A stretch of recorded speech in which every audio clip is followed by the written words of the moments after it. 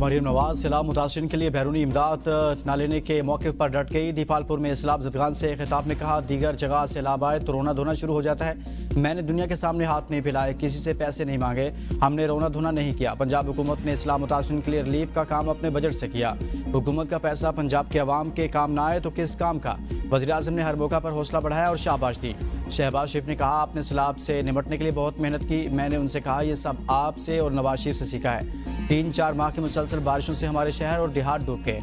जब मैं वो मनाजर याद करती हूँ तो मेरा दिल दहल जाता है। आज से बाकायदा सैलाब मुतासिरीन की बहाली का आगाज़ हो रहा है। पंजाब हुकूमत ने एहसान नहीं, अपना फ़र्ज़ अदा किया। 15 अजला में आज से सैलाब मुतासिरीन को चेक मिलेंगे।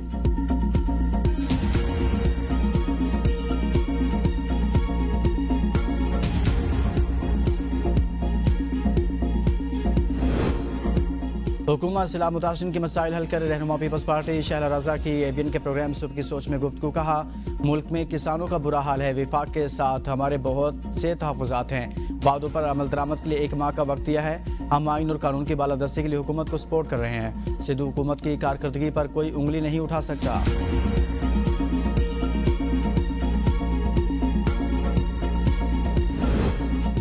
पीटीआई ने महमूद खान अचकज़ई को कौमी असम्बली में अपोजिशन लीडर बनाने के लिए कागजी कार्रवाई मुकम्मल कर ली। इस राय के मुताबिक पीटीआई के तमाम अरकान ने नामजदगी फॉर्म पर दस्तखत कर दिए। महमूद खान अचकज़ई के नाम पर कुल 77 अरकान ने दस्तखत किए, जिनमें से 76 अरकान पीटीआई के हैं और 1 रुकन महमूद खान अचकज़ई खुद हैं। तमाम अरकान से दस्तखत chief whip PTI Aamir Dogar ने कराए। स्पीकर कौमी असम्बली की दस्तयाबी को देखते हुए अपोजिशन लीडर का नाम दिया जाएगा।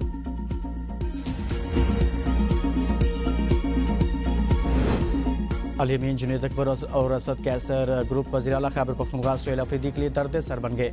जुनैद अकबर और असद कैसर ग्रुप बैरिस्टर सैफ समेत कई अरकान की कबीना में शमूलियत के हक में नहीं। असद कैसर और शहराम तरकई अपने भाइयों के लिए सूबाई कबीना में जगह बनाने के लिए मुतहरिक। सुहेल अफरीदी दोनों ग्रुपों की सियासत और प्रेशर से बचने के लिए मामला बानी चेयरमैन से मुलाकात पर छोड़ दिया। 26 नवंबर एहतजाज केस में अलीमा खान और जमानत के दोबारा वारंट गिरफ्तारी जारी। एटीसी रावलपिंडी का 23 अक्टूबर को गिरफ्तार करके पेश करने का हुक्म। संगजानी जलसा केस में उमर अयूब, जैन कुरैशी, जरताज गुल और अली बुखारी के वारंट गिरफ्तारी जारी। इंसदादी दहशतगर्दी अदालत इस्लामाबाद का पीटीआई रहनुमाओं को गिरफ्तार करके 23 अक्टूबर को पेश करने का हुक्म।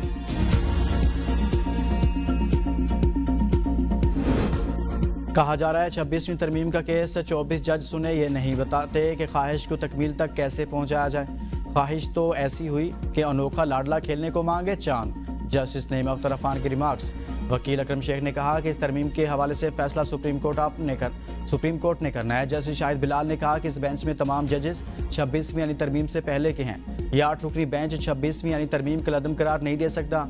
जस्टिस जमाल मंदोखेल ने रिमार्क दिया, आप कहते हैं ये बेंच केस नहीं सुन सकता। फर्ज करें हमने आपकी बात मान ली, हम यहाँ से उठकर फुल कोर्ट में जाएंगे। ये बता दें, फुल कोर्ट का ऑर्डर कौन करेगा, फुल कोर्ट कौन बनाएगा।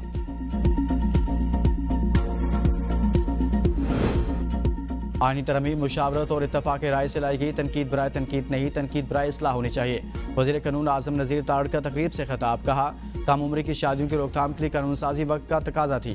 किसी मामले को शरई या गैर शरई करार देने का इख्तियार वफाकी शरई अदालत का है। अपनी समाजी रवायात, कबायली रस्म और रवायात को मद्देनजर रखना होगा।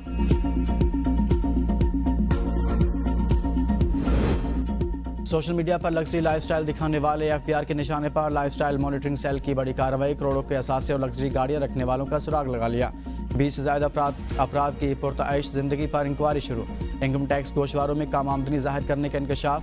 डिजिटल कंटेंट क्रिएटर और ट्रैवल व्लॉगर भी शामिल।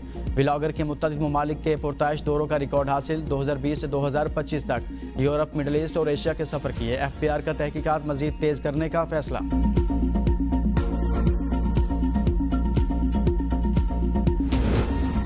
अफगान वज़ीर दिफा ने तस्लीम किया, दहशतगर्दी ही हमारे ताल्लुकात में तनाव की असल वजह है, जिसे अब काबू में लाया जाएगा। पाकिस्तान और अफगानिस्तान मुत्तफिक हैं कि दहशतगर्दी का खात्मा ज़रूरी है। वज़ीर दिफा ख्वाजा आसिफ का अल जज़ीरा को इंटरव्यू। कहा, गुज़श्ता हफ्ते दहशतगर्दी का मसला दोनों ममालिक के दरमियान बराह रास्त झड़प तक पहुँच गया। मुआहदे की तफसीलात पर इस्तांबुल में इत्तफाक किया जाएगा। कतर और तुर्की की मौजूदगी इस माहदे पर बजाते खुद जमानत है। हमने गुज़िश्ता बरसों में बड़े पैमाने पर जानी और माली नुकसान उठाया। उम्मीद है अब अमन लौटेगा और पाकिस्तान और अफगानिस्तान के ताल्लुकात मामूल पर आ जाएंगे। पाक अफगान तिजारत और ट्रांजिट भी दोबारा शुरू होगा। अफगानिस्तान पाकिस्तानी बंदरगाहों को इस्तेमाल कर सकेगा। जिन अफगान महाजरीन के पास कानूनी वीज़े और कागजात हैं वो पाकिस्तान में रह सकेंगे। पाकिस्तान और अफगानिस्तान सदियों से हमसाए हैं। जोग्राफिया बदला नहीं जा सकता।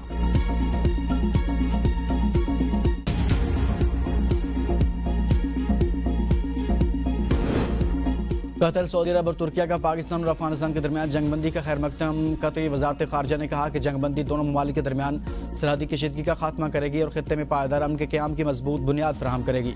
सऊदी अरब का अमन और इस्तेहकाम के फ़रोग़ की कोशिशों की हिमायत का यादा तुर्क वजारत खारजा ने कहा। तुर्किया दोनों मुल्कों के दरमियान अमन और खित्ते में इस्तेहकाम के क़याम की कोशिशों की हिमायत जारी रखेगा।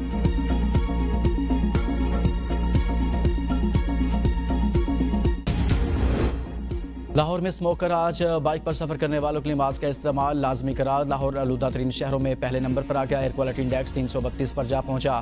फैसलाबाद का एयर क्वालिटी इंडेक्स में 325 के साथ दूसरा नंबर। शेखुपुरा, डीजी खान, गुजरावाला और मुल्तान की फ़ज़ा भी आलूदा। भारत में होली के त्यौहार के दौरान फ़ज़ाई आलूदगी में कमी के लिए पंजाब हुकूमत के ख़ुसूसी इक़दाम। ज़्यादा आलूदगी की ज़द में आए इलाकों में पानी का छिड़काव, एंटी स्मोक गन्स का इस्तेमाल। सीनियर वज़ीर पंजाब मरियम औरंगज़ेब कहती हैं भारत से आने वाली हवाओं की वजह से लाहौर की फ़ज़ा आलूदा है। मोटरसाइकिल सवार मास्क पहने, गाड़ियों के शीशे ऊपर रखें, घरों के दरवाजे और खिड़कियां बंद रखें।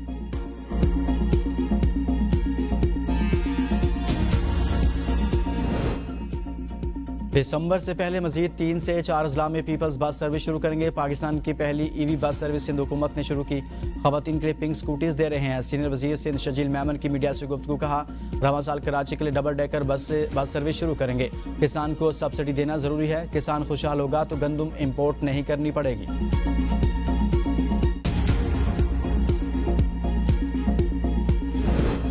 कौमी इदारा बराए अमराज़ क़ल्ब सिंध में अदालती अहकामात की खुली खिलाफ वर्जी। मनपसंद अफसरान को नवाजने का सिलसिला जारी। ग्रेड 17 के जूनियर अफसर को एडमिनिस्ट्रेटर तैनात करने का इंकशाफ। एडमिनिस्ट्रेटर के लिए MBA की डिग्री और 5 साल तजुर्बा ज़रूरी। ओहदा ग्रेड 18 के सीनियर अफसर के लिए मुख्तस है, मगर जूनियर ग्रेड अफसर को बतौर एडमिनिस्ट्रेटर गैर कानूनी तौर पर तैनात कर दिया गया है।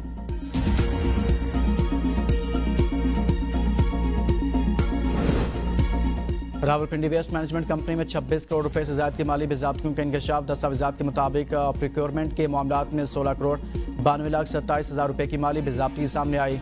MD ने माली इख्तियार से ज़्यादा इस्तेमाल करते हुए 3 करोड़ 86,02,000 रुपए के कंप्यूटर्स की खरीदारी और फैब्रिकेशन की मंजूरी थी। गैर कानूनी भर्तियों से कौमी खजाने को 7 करोड़ 58,73,000 रुपए का नुकसान हुआ। बुनियादी तनख्वाह, हाउस रेंट और यूटिलिटीज़ में गैर मजाज इजाफा किया गया। कंपनी कचरा ठिकाने लगाने का हदफ भी हासिल न कर सकी। अथॉरिटी ने 9 करोड़ 6,54,000 रुपए की रिकवरीज भी करना है। आजकल के जो मजदूर हैं 800 रुपए दिहाड़ी कमाने वाले, वो 400 रुपए किलो टमाटर कैसे अफोर्ड करेंगे? सब्जी की दुकान पे तो चले जाओ तो आपको परेशानी के अलावा कोई चीज़ नहीं मिलेगा। कम अज़ कम खुर्दोनोश की कीमतों में तो गवर्नमेंट का कंट्रोल होना चाहिए। जो ये जुल्म और ज्यादती हो रही है इस वक्त सब्जी मंडी में, डिप्टी कमिश्नर को फौरी नोटिस लेना चाहिए। जो प्राइस कंट्रोल है उनको चाहिए कि जो सब्जी के रेट है उनको कंट्रोल करे। अब ये शलजम में 200-250 रुपये किलो बिक रहा है। इससे बेहतर है कि बंदा जो है ना चिकन ले ले, गोश्त ले ले, वो सस्ता पड़ता है।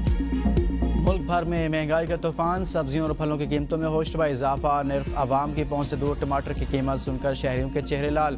50 से 80 रुपए में बिकने वाले टमाटर की कीमत 600 रुपए तक पहुंच गई। प्याज 150 रुपए किलो फरोख्त। अंगूर की फ़ी किलो कीमत 800 रुपए। अनार फ़ी किलो 600 रुपए का हो गया। सेब की फ़ी किलोग्राम कीमत 400 रुपए तक हो गई। दीगर अशिया खुरनोश की कीमतों में भी मनमाना इजाफा। शहरियों का हुकूमत से कीमतों में कमी का मुतालबा। फैसल मस्जिद की हुर्मत से मुतल्लिक दरख्वास्त। इस्लामाबाद हाईकोर्ट ने इंचार्ज मस्जिद को नोटिस जारी कर दिया। DC इस्लामाबाद, चेयरमैन CD और वजारत मजहबी अमूर को भी नोटिस जारी। वकील ने इस्तदा की कि मस्जिद की हुर्मत के मुनाफी फ़ोटोज़ और वीडियोज़ बनाने पर पाबंदी लगाई जाए।